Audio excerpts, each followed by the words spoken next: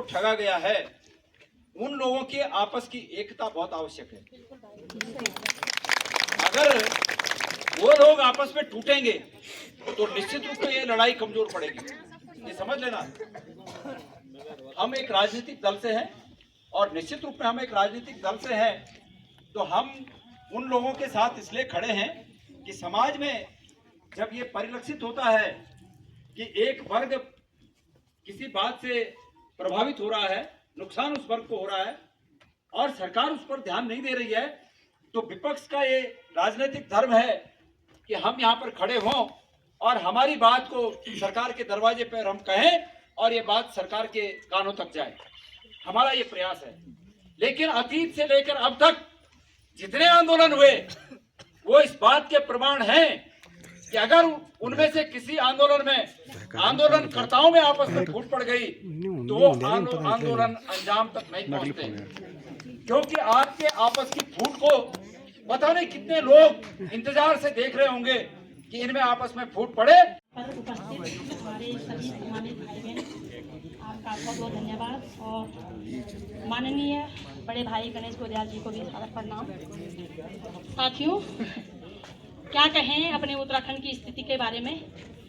लगातार मुर्दाबाद जिंदाबाद के नारे लग रहे हैं और जनता बेचारी सड़कों पे बेबस लाचार रो रही है अपने चुने नेताओं के लिए।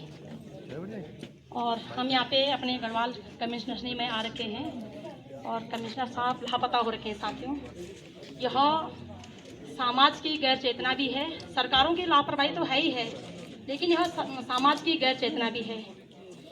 मैं यहाँ पे इस मंच के माध्यम से अपने LUCC से ठगी सभी सम्मानित पीड़ित भाई बहनों को आश्वासन देना चाहूँगी कि हम सरकारों के नाक में दम कर देंगे जब तक वो आपके पैसे वापस नहीं दे देते। ये मजाक का विषय नहीं है, ये मजाक का विषय कदापि नहीं है।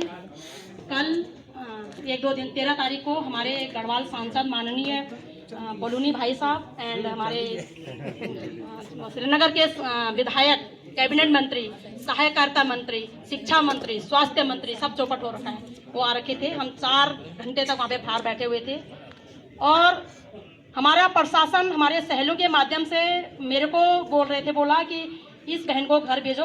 ये बहन घर जाए तो कमिश्नर हमारे बोलूनी साहब और हमारे विधायक और सांसद बाहर निकलें।